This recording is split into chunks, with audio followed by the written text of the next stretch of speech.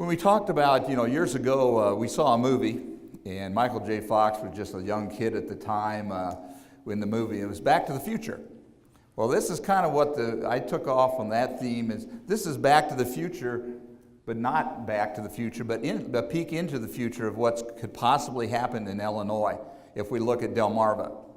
One of the things in my travels, and one of the reasons I traveled to Delmarva was because I really wanted to see firsthand what was happening out there. How many have heard some horror stories from Delmarva? We hear about all these terrible things that are happening out there and how we don't want to go there. Well, at the end of this presentation, you're going to have to make up your mind as to what you feel about that, because this is from firsthand experience I'm talking today. I needed to know for my own farm, I needed to know for my work with the Nutrient Loss Reduction Strategy Committee, and I needed to know really for my presentations to help you. Everywhere you travel, as soon as you enter into the watershed of the Chesapeake Bay, you see these signs. They're all over on every interstate that you go by in all the states that are associated with the Chesapeake Bay. So this is what you're going to see, and they want you to know that you're now in their watershed.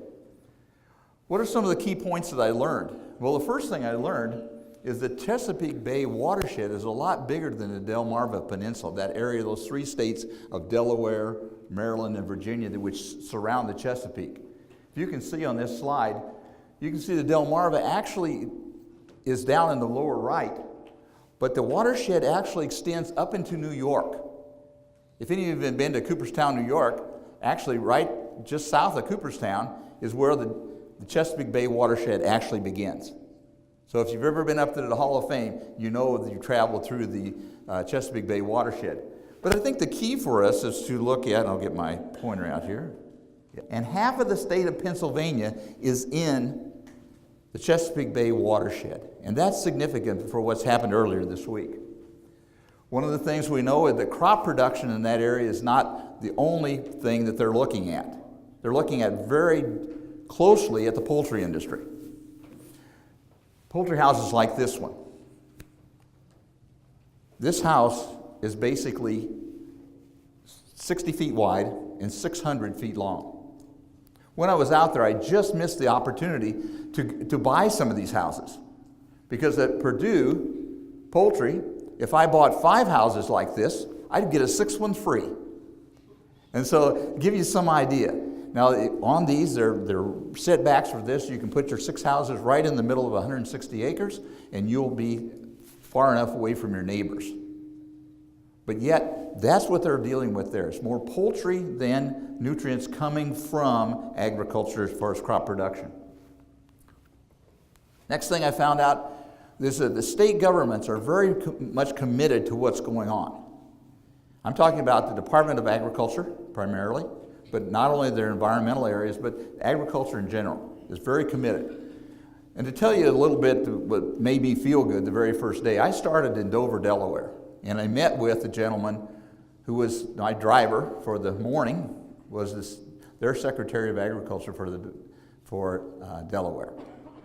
And he purposely took me to a farm that he wanted to see me for sure. But it's really interesting the way they manage this. And in this case, it was a dairy farm.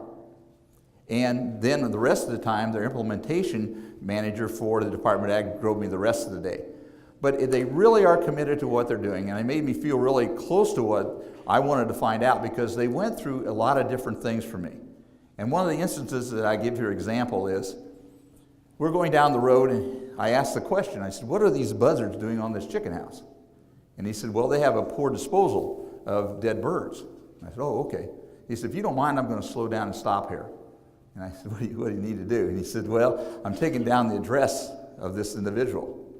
He said, I'll have somebody out there this afternoon to talk to them about their disposal. I said, well, hopefully we haven't got somebody in trouble by being out today. He said, no. He said, they're not in trouble. He said, we're going to work with them to get that solved.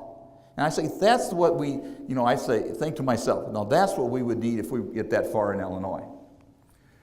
One of the other things that you find is that they looked at every manager doing a better job in nutrient management.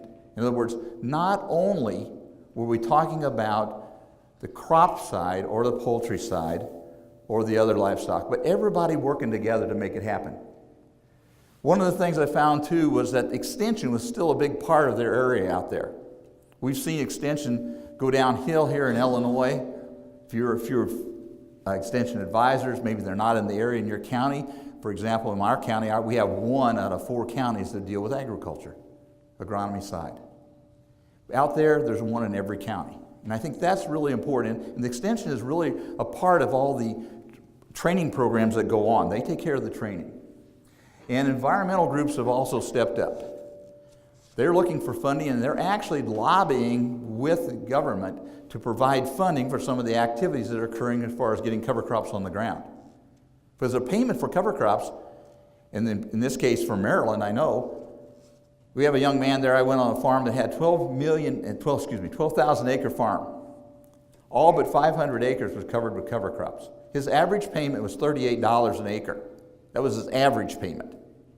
He received as much as $84 for one particular farm for what he was doing in relationship to the date of planting, the species he chose, the amount of nutrient loss reduction he was achieving. So the government out there in those 3 states are really working hard because they surround the bay, and that's what's important for them. There are the basic states involved with the watershed, and you can see here Delaware, Maryland, and Virginia surrounding it, but you can also notice a little bit of piece of West Virginia. You got Washington, D.C., and then a big pieces of Pennsylvania and also New York. Again, that's how it's broken down. But you note here that the biggest one is the Susquehanna River that comes down and actually feeds the bay. But if you see that watershed, that is huge. That particular sub-watershed of the total watershed actually occupies almost half of the total amount. So the concentration of efforts are going to be centering right in this area, we thought. But really what I found out, the concentration was where the people could see the good that they were doing in the water thing. And that's one of my concerns. As I rode home, my wife went with me, and she said, well, what do you think is going to happen to us? And I said, well, I hope it's not sight out of mind concept. In other words, we can't see the Gulf. I can. I saw it the last 3 weeks. I was down at Galveston visiting one of my daughters. But in reality, I don't see it every day. I don't travel to cities that are a part of it. I don't eat seafood out of the Gulf every day, like you can eat seafood out of the bay.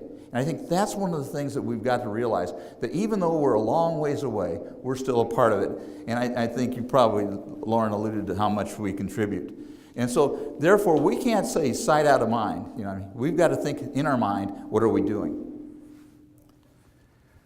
This gives you some idea of the regulatory activities in the Chesapeake. And if you note that they started with the same basic rule that we did here with the Federal Water Pollution Act in 48, Clean Water Act of 72. But in 1980, they began putting together what they call the Chesapeake Bay Commission, and that's still in existence.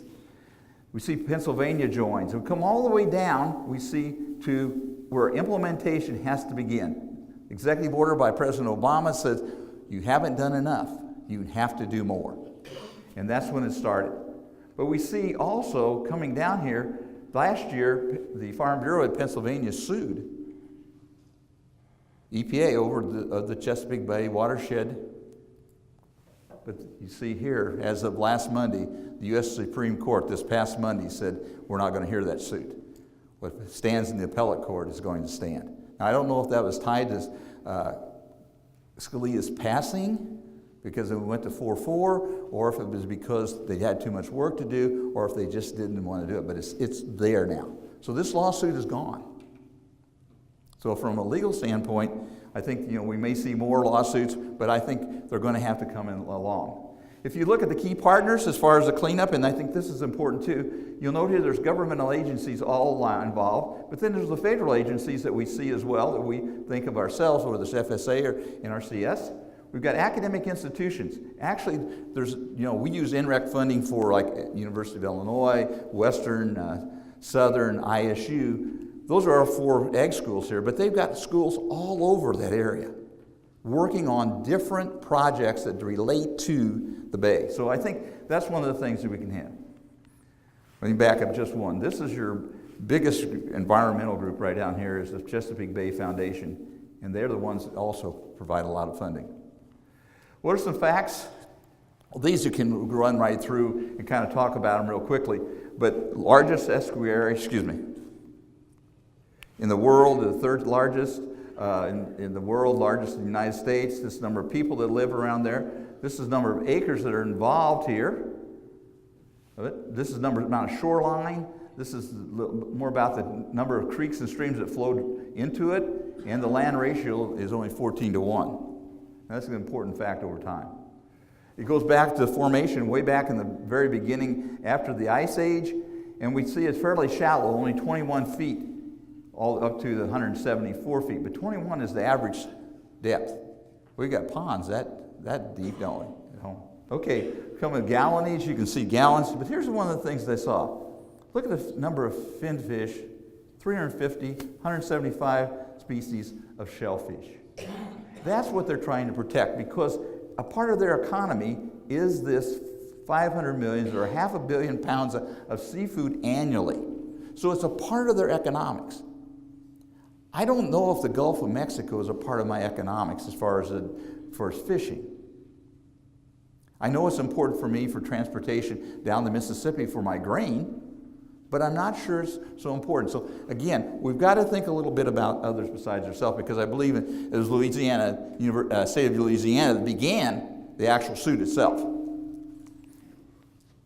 You also see some smaller watersheds, and I think if you look at the Illinois maps that are in front of you, you can see that they actually show the sub-watersheds here in Illinois, and that's what we're going to have to really look to.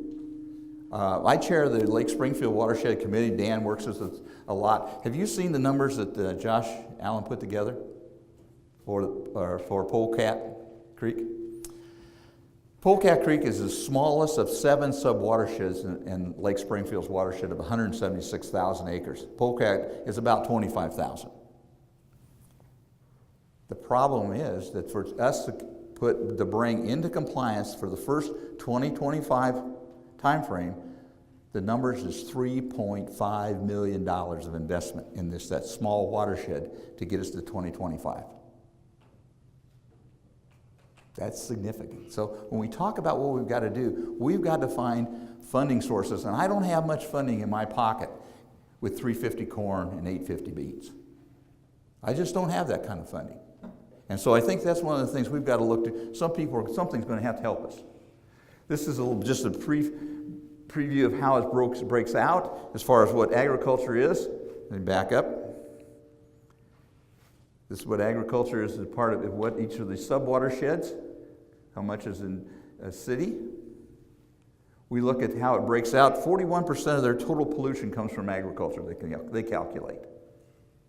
But yet here they are, they got 3% in septics directly into it, and plus municipal water supplies, wastewater, sewer. So, and they even calculate the amount of air pollution going in, contributing. But here, where they were talking about 41, we go to us, and we talk about here in Illinois, our breakdown is looking as high as 80. We've got a job ahead of us. I think you'll see as we advance along with the science team, they'll break this down even more for us. But we can also even break down, if you look at where our water's going into the Kentucky, not Kentucky, but Ohio River and the Mississippi River, there's watersheds that drain directly into them, and Lowell alluded to one in his presentation, Embra. So we're going to be breaking these down. So if you're in a particular watershed, you may have some different concerns than someone else in another watershed. One of the things I found out is that I really like this idea, because since I farm and I do a lot of different practices on my farm, I like the Maryland's coming up with a certainty program. That's their Senate Bill 1029. They're saying people who out on the lead, who meet the criteria, who do what they're supposed to do to be in compliance, will not have any new regulation applied to them. So if you want to look at the particulars, there's the 1029 is the one to look to. Because they wanted to reward people who are doing the right thing. Reward people for doing the right thing. I think that's really a key phrase to think about.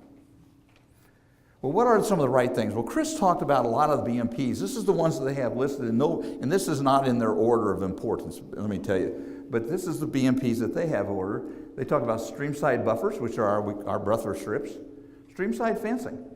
They still got livestock out in the creeks. You know? They talk about nutrient management planning, and that's where they actually began. Back as early as year 2000, they began with nutrient management planning.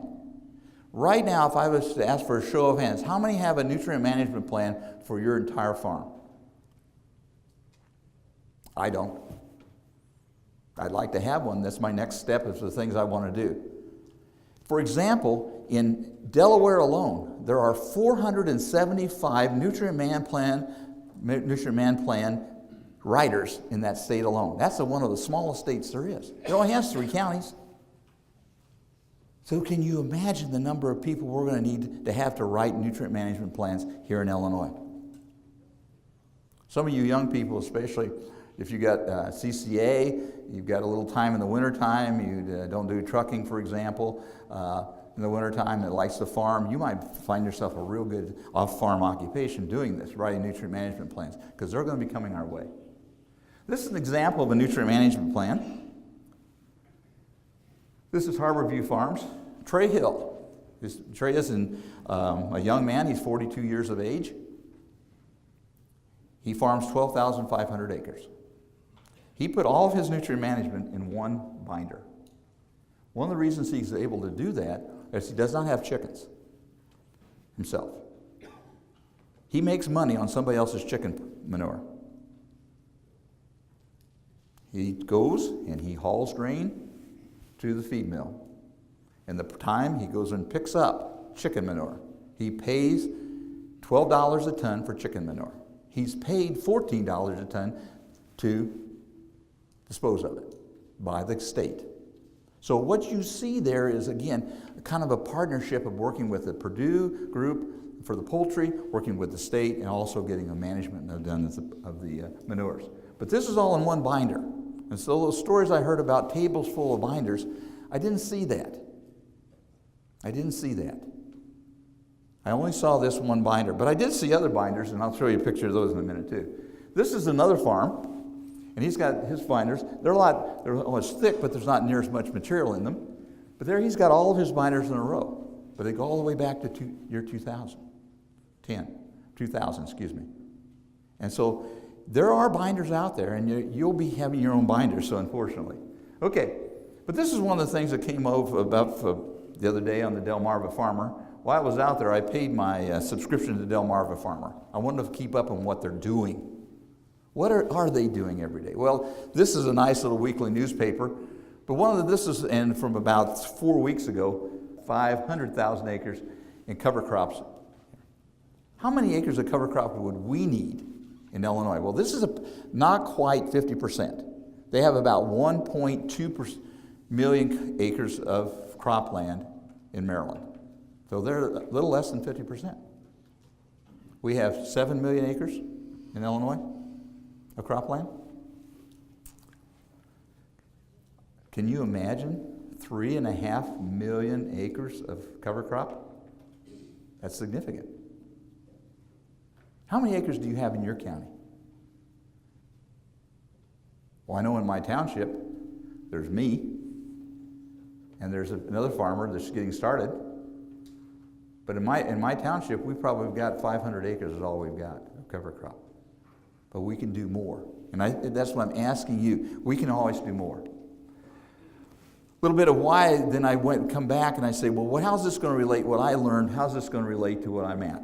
Well, right now I'm working with a policy working group. I'm also a member of the benchmark committee. There are 2 committees here, the urban stormwater and the point source. Those are the city. But we have representation here and this is our ag groups. We've got a science team and a nutrient monitoring team. And those are the people that are really smart. Okay, what's happening in Illinois? Well, for myself, we've got some new people. I represent the Illinois Soil and Water, Association of Drainage Districts. Anybody here a drainage commissioner? If you are, I represent you. I hope you belong to our association. Okay.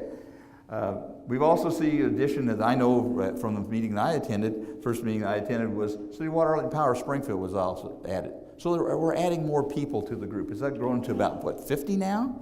It's getting to be, the room's starting to fill up. We're looking at the benchmark committee of doing a NAS survey. If you get a survey mailed to you wanting to know what your practices were in 2011, please fill it out. And the reason why is we've got to have a starting point. We've got to have that starting point identified. And if you can do that, then you're a benefit to us, because it's going to make the benchmarks more easily achieved. The going concern that I have, and I've talked to a couple of environmental groups personally, is they want action now. They want action now. Now, Chesapeake has been on 15 years now, and it's only in the last 3 years that we've seen them really put in a lot of effort. I don't know if we'll have that much time. I really don't.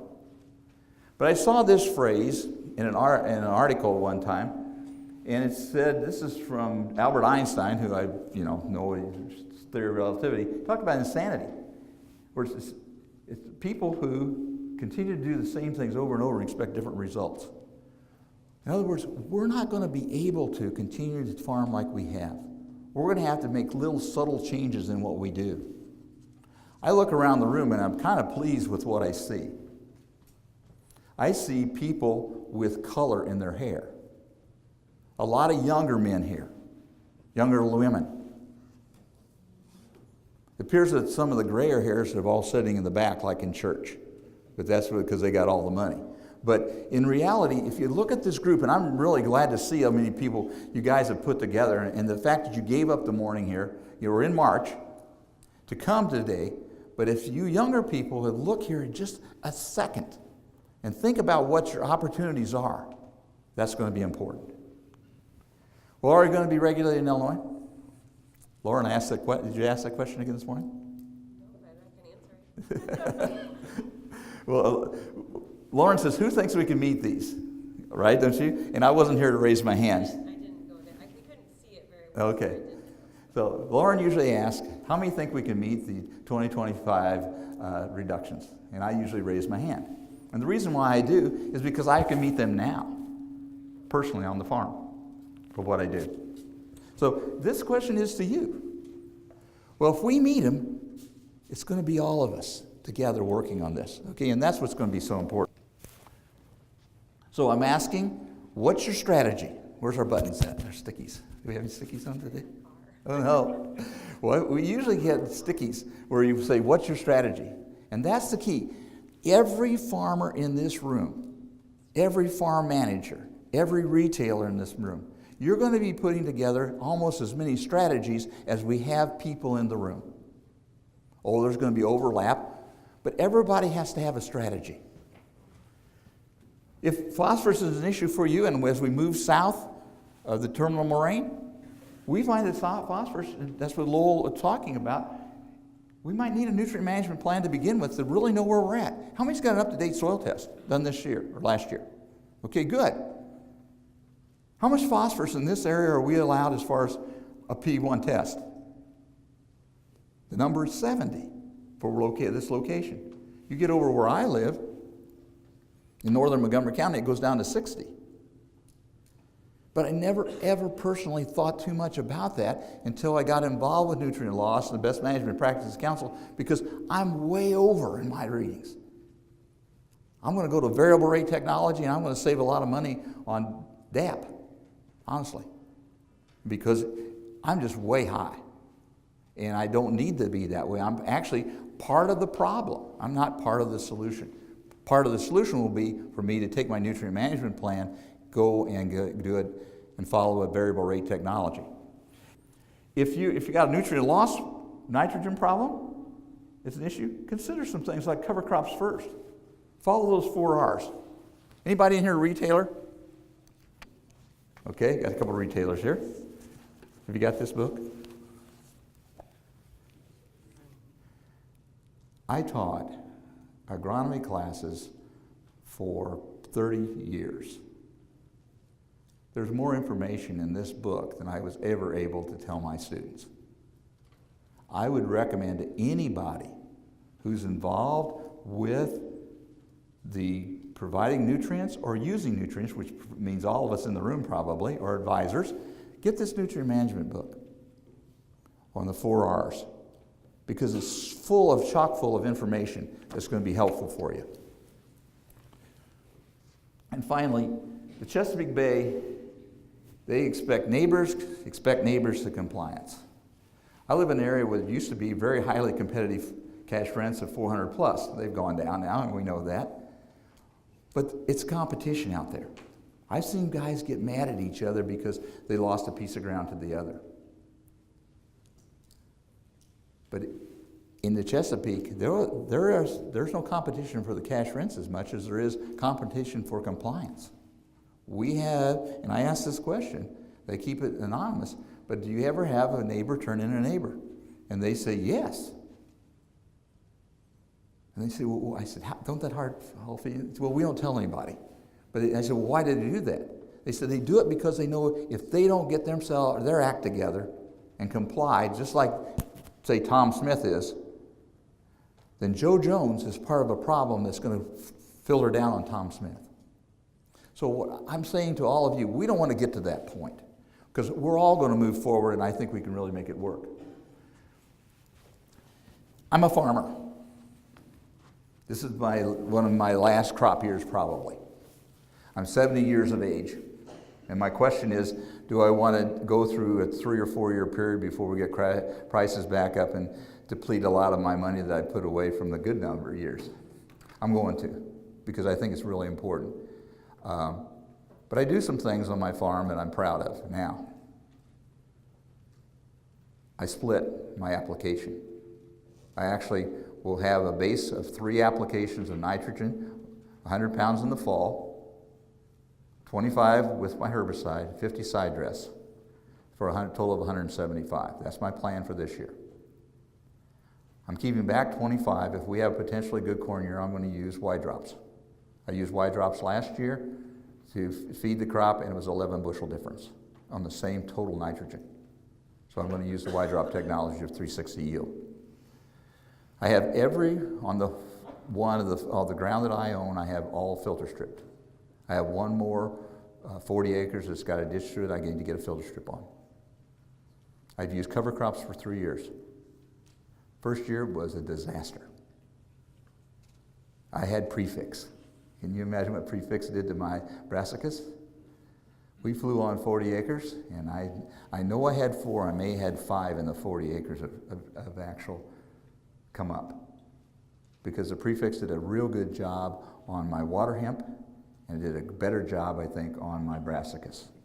Okay? So those are the things you got to concern yourself with. I use cereal rye in front of my beans. Last year I had 1 field of beans after the cereal rye, and we terminated cereal rye, and I didn't do quite what Chris is doing. I'm going to do more what Chris is doing because I think I lucked out last year. I terminated on April 15th and planted on the 1st of May, and it worked out real well. But if it got wet, I'd have been in trouble. I'd have had a mat. But I only had to do the burn down. I never had to spray 140 acres ever again. It was totally weed free. Oh, I walked out there and I got corn here and a corn there and a little bit of, along the edge, but I didn't have it. So there's things that I am trying to do right now on my farm that brings me to 2025. I'm already there. But my mother used to say something to me all the time and tell friends, was if you tell Dick to do something, he'll never do it. And I'm that way. But if you ask him, he'll always do it.